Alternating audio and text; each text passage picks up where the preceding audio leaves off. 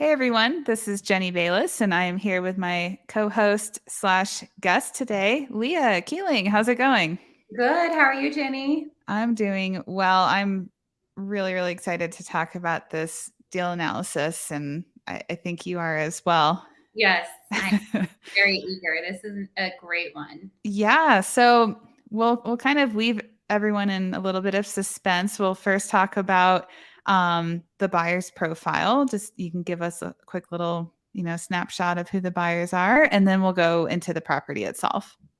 Okay, yeah. So the buyers are actually a family that like investing in multi-unit properties, and they have properties in different states. So this is their first one in Colorado Springs. So And first in Colorado too, right? I believe it is their first in Colorado. Yeah, and they're just very, very experienced investors. So it's Yes, always fun to work with people that know more than we do, because we learn from them. So that's really cool. definitely. Yeah. So tell us a little bit about this property, and I think everyone needs to pay special attention to how really the performance is set up and what the property is set to do Hmm. just completely outside the bounds of a typical use for this property. Yes. So this is actually ran as a corporate rental.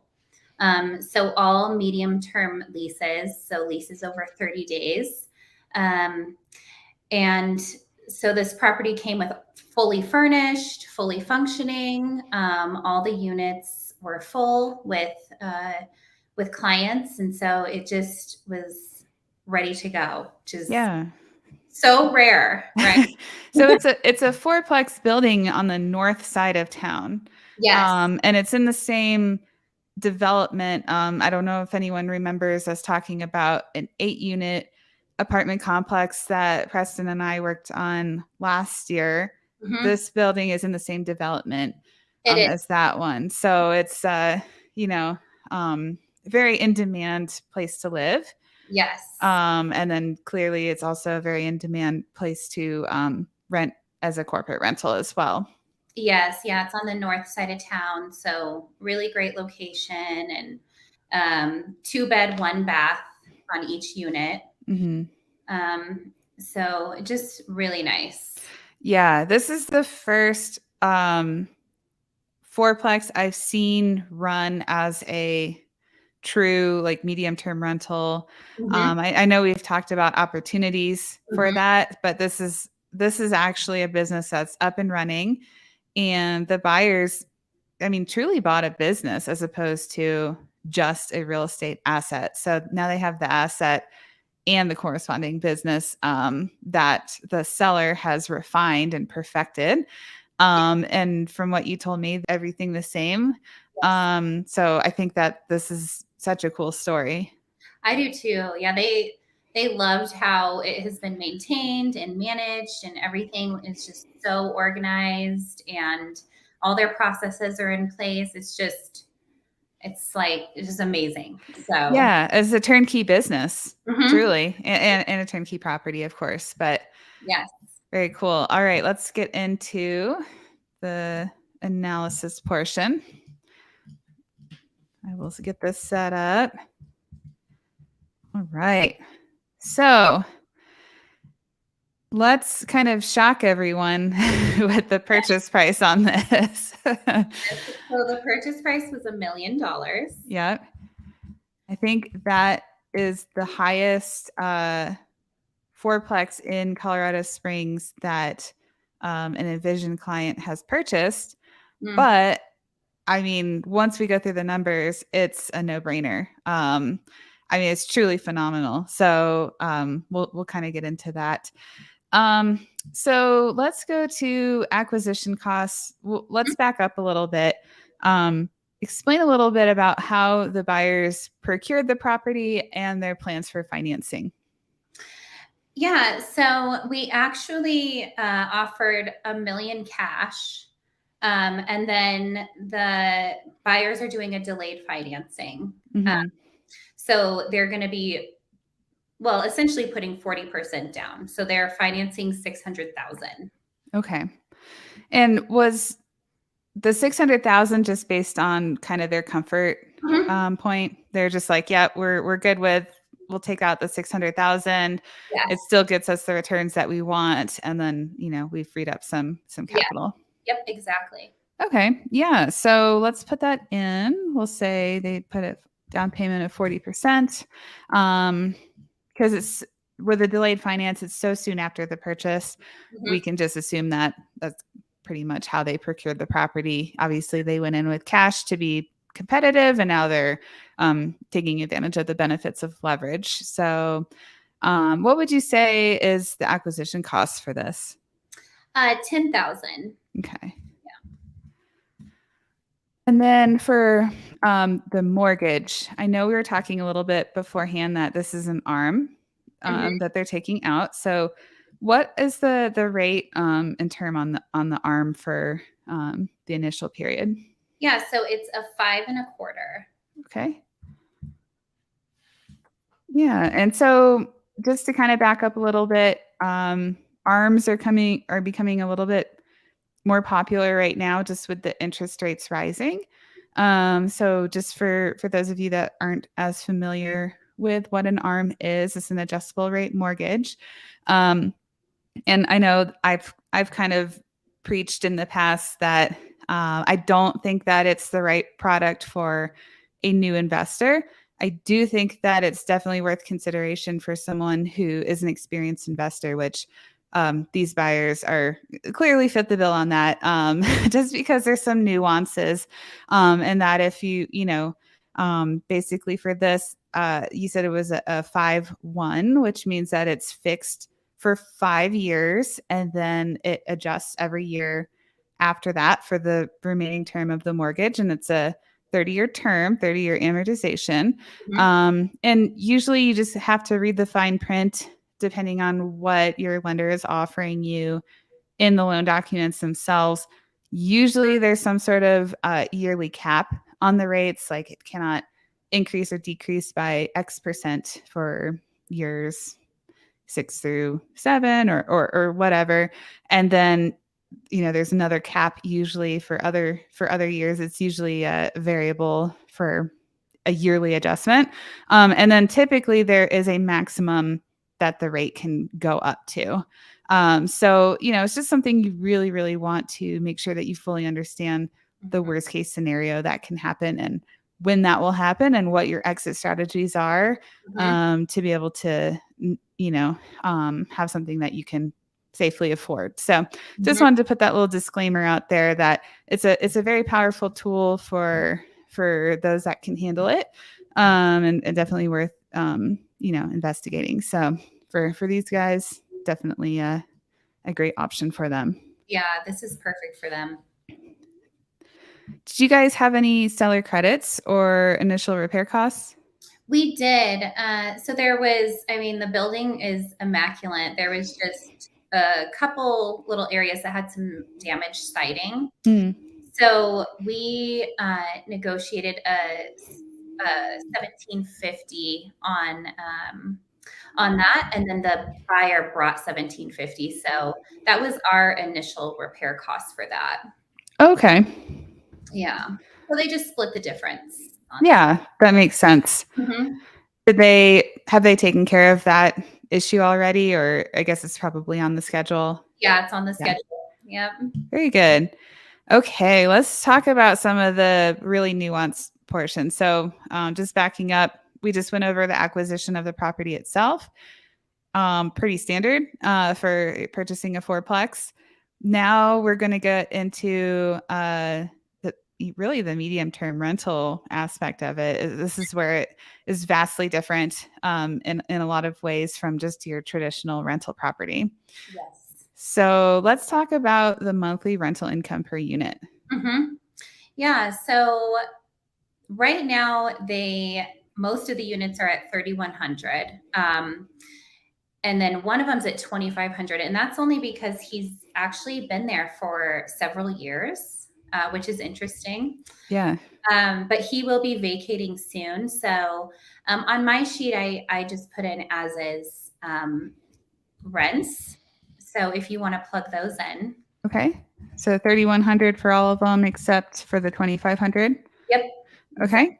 And then we can come back and play around with the 2,500 rent to get it to market rate after the tenant vacates. Yes.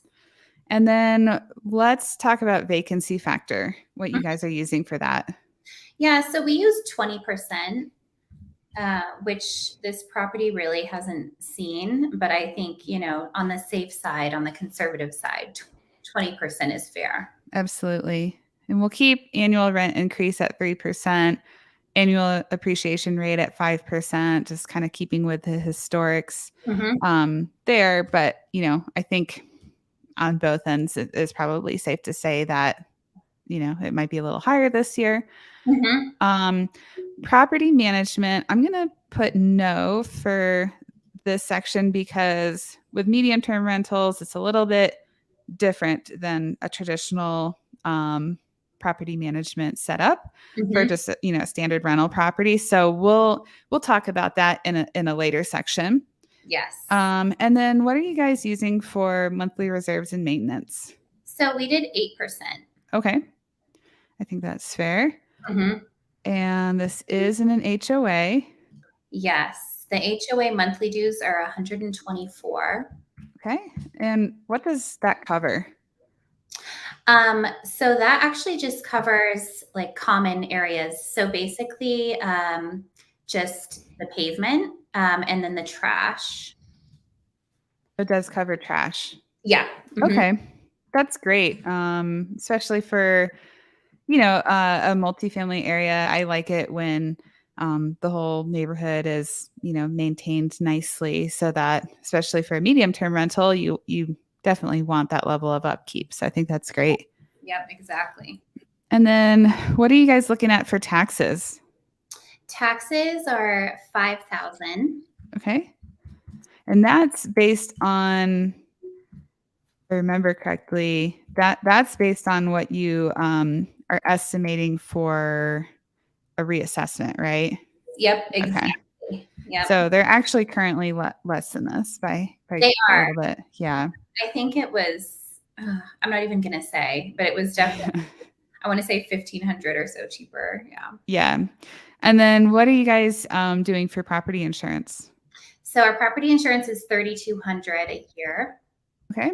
And that covers a lot of the internal pieces, right? Like the furniture and because there's more things that these buyers are responsible for. This is a little bit higher than a traditional fourplex insurance. Yes, exactly. Okay. And then we'll go through utilities. So this is based on the seller's profit and loss statement. So we have true numbers. It's going to be based off of 2021 in full. So we can just talk about the annual estimates for those. Yeah, sure. Yeah, so electricity, I'm sorry, utilities is $3,252 for the year. Okay. And then restock items, that's $1,300. So let's talk about the utilities real quick. $3,252 for the whole year. That seems really low for a fourplex. All 4 units being fully paid for by the owner. Tell me a little bit how she has that structured. Yeah, so she bills $125 a month to each client. And then the seller pays the difference. Okay. So there's a $125 per month per unit flat fee, Yes. essentially grace utility Yes. Payment that just kind of nets out. And then we have the $3,252 for additional seller responsibility. Yes, exactly. Perfect. And then restock fee. I know I have the categories a little different, but for anyone who's watching the YouTube, just look at this section on the right. Since the HOA is covering the trash, we won't worry about that. So So what is included in a restock fee? So that's just, all the items that the clients use while they're staying there. So, toilet paper and just all of those good things. And is that everyone is supplied like an initial allotment upon move-in? Do they get something on a monthly basis? Are they getting, every time they run out of toilet paper, um, You know, I they get it? I think they're pretty well stocked up. Okay. But there's things like, if dishes break or, they have every unit has a certain set amount of supplies. Hmm. So when that unit changes, they just, go through with their checklist. Bring in, if there's broken cups, they'll replace the cup. Just, all that sort of stuff. Okay. And you said that was 1,300 a year. Mhm. Yep. Okay. And then we have cleaning fee. Yes. So do you think we should jump to property management and then go back to cleaning fee? Yeah, let's do that. Okay. Okay. Yeah. So tell me a little bit about the property management that's in place. Yeah, so the property manager has like a flat fee that she gets. So that's 14,400 a year. Okay. And then she also handles the cleaning when the units turn. So that's $125 every time the unit turns. Okay. And you guys are budgeting how many turns per unit? So the average lease is about 3 months. Okay. So about 4 turns. Okay. Mhm. So that equaled out to about 2,400 a year. Okay. Yeah. Right. And this property manager, is she fully dedicated to, I mean, she might have another job. I don't know, but is she pretty much like the only person that's boots on the ground for this property? And she's, the first person that the tenants call and She is. She's wonderful. She takes care of it like it's her own. So we were really impressed by her and just wanted her to keep doing what she's been doing. yeah. So she coordinates everything from, any maintenance issues, everything with the leases and collecting rents and just the point of contact for the tenants. So she really caters to the clients, and she's amazing.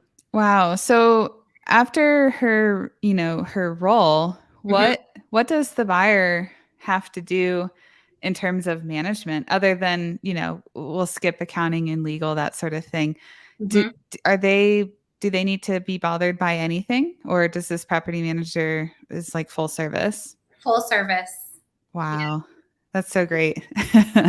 Yeah, they don't really have to even worry about this property at all. That's amazing. Mhm. So, okay, do we have any other expenses that you think that we should consider? Yes, actually. So I accounted for 600 for landscaping. It is zero scaped, but just, maintaining the bushes and doing snow removal and stuff like that. And does the property manager coordinate that? Okay. She does. So her and her husband actually like tag team on like maintenance items, snow removal. So they do pretty much most of the things that they can for the property. Wow. And then so they just bill back separately for like ancillary type maintenance type services? Right. Yeah. Okay, that's great. Hmm. And then we also have internet and Netflix. Yep. So that's about 3,300 a year. Okay. All right. And I think that's everything. Okay. Yeah. So it's nice when you are able to literally take a pre-existing business and project it based on your new purchase terms, since she has been operating it and you're taking over the same exact management system. So it should be very, very similar to, her actuals from last year, I would imagine. So drum roll, we'll go over to cash flow.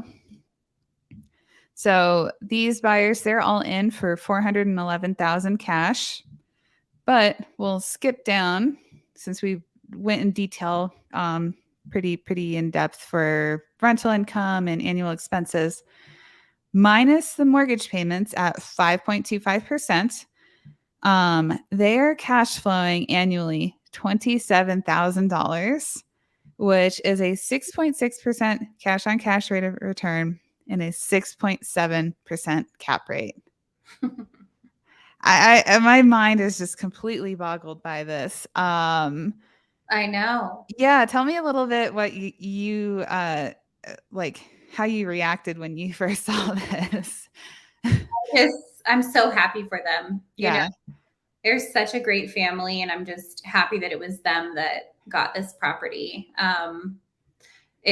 It's just like the best case scenario, you know.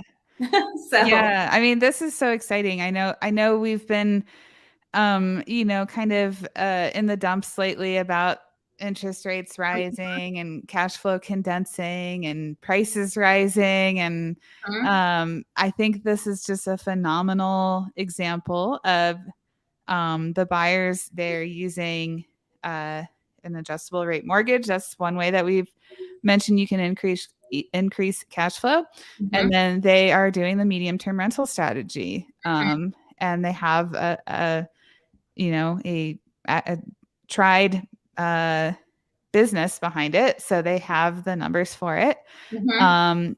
Do you know if they plan on implementing this for additional fourplexes? Yeah, so that's definitely what they want to do. Okay. They want to stick to this model and, do this again for sure. Yeah. I just think that this is just a fantastic example of kind of thinking outside the box a little bit and making deals work in this tough environment. And you guys closed a couple days ago. We're in the middle of May for anyone who's curious what the time frame is on this. So it's kind of right in the thick of it where people are getting nervous and all Mhm. that good stuff. So I think that it's really important to kind of put a timestamp on this one as well. Right. Yeah. And just, navigating through the market, just doing these different sort of strategies to cash flow, Mhm. I think it's just, you got to think outside the box, like you said. So, Yep. I'm really happy for them. I think this is going to be a great property for them, a great business for them. So this is really exciting. I think that this is kind of like a Hall of Famer property example. So yeah, so let's go back real quick. I just want to put in for the monthly rental the 3,100 for that $2,500 unit that's below market that the tenant is moving out, yes. and it bumps things pretty significantly from a percentage standpoint. Annual cash flow before taxes is now $32,000 a year, and cash on cash rate of return is 7.9% and a 7.2% cap rate. Wow. Yeah, on a property that is in great shape Hmm. and in a very desirable part of town. Um, yeah, I don't really have anything else to add to that, I guess. No, I don't either. I'm so happy we were able to secure this one. Me too. Yeah, I think that you guys, I'm so impressed by how you all were able to get this deal, and I'm happy for everyone involved on it. So Yes. yeah, well, thanks so much, Leah. Do you have any other parting comments or anything related to this deal? I would just say, if people can with their, if they have the funds to do this sort of setup, like, not even necessarily the fourplex setup, but just medium term rentals or, looking into short term rentals, something like that. I mean, that's just a great way to get into, investing and having some cash flow that everyone is always after, right? Yeah. So, I mean, looking outside the traditional box, I think. yeah, $30,000 a year is that's almost a salary. So that's that's pretty impressive. So It's so impressive. Yeah. Well, thanks so much for coming on and walking through this with us. And if anyone has any questions, you can reach out to me, Jenny at envisionrea.com, or Leah at envisionrea.com. And thanks so much. And we'll see you all next time.